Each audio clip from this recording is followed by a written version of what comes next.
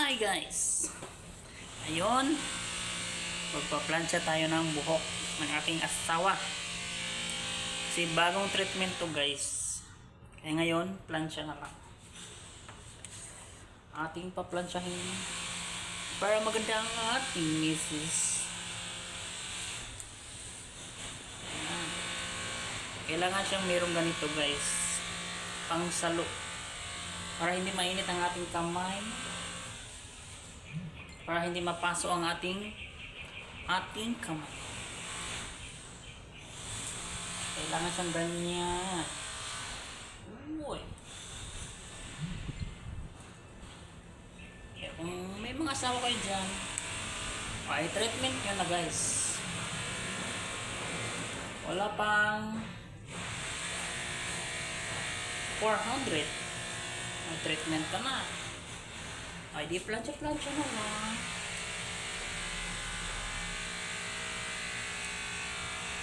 Hindi ko pala napakita guys nang na-treatment ito. 3 days siya ngayon. Kaya ngayon lang siya naligo guys. Kaya ngayon lang niya napaliguan. Ngayon lang din ako nagplancha. Ayan. Ang lambot pala guys pag naka-treatment na yung buhok. Every 3 months. May mga asawa kayo dyan, i-treatment nyo ng asawa nyo. Tulad ko ngayon. Oh, ito. Wala nang parlor to guys. Kulang laging nagpa-plancha.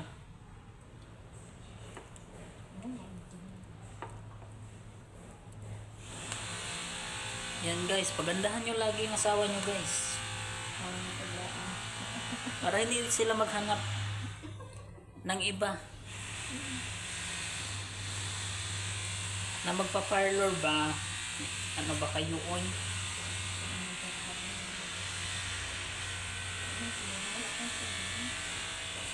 Ayan guys, ang lambot siya planchahin.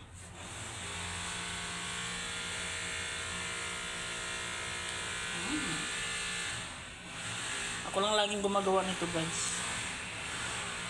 Plancha, pag may lakad, plancha lang. O diba? Parang nagpa-parlor lang din.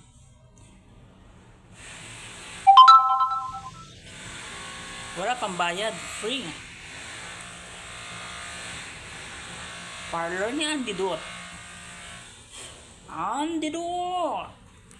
May parlor na ako ngayon. Lagi kong customer guys. Ang aking misis. Mga dong. Ayan. Ang lambot-lambot guys. Okay, next. Dalawa pa yan. Oh, ganyan lang guys. Magsariling parlor na tayo ngayon. Ayan.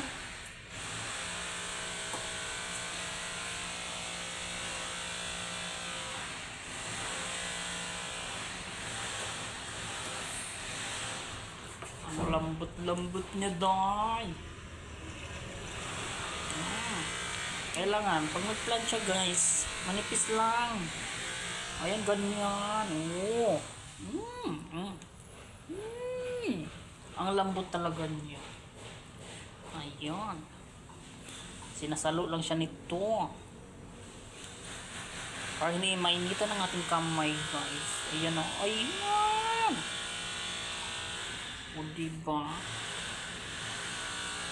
Sumasabay tayo sa ingay dito sa kapitbahay. Na jackhammer. Habang nag-jackhammer sila, pa-plancha rin ako guys. Ayun. Ayan. Alam niyo ba anong bayad nito guys? Wala, thank you. Yun lang yun. Mga dong.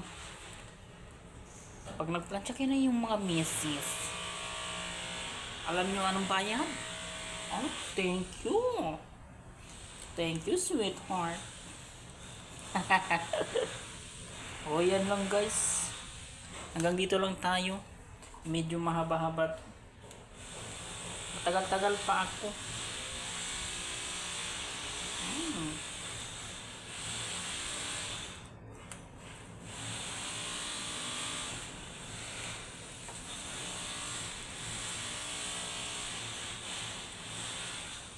Stock ko, DIY parlor. DIY ito guys. Nakapit ka pa. Naman. Ayan. Ito. Ikot lang yun yung nasa. Ayan lang guys. Bye!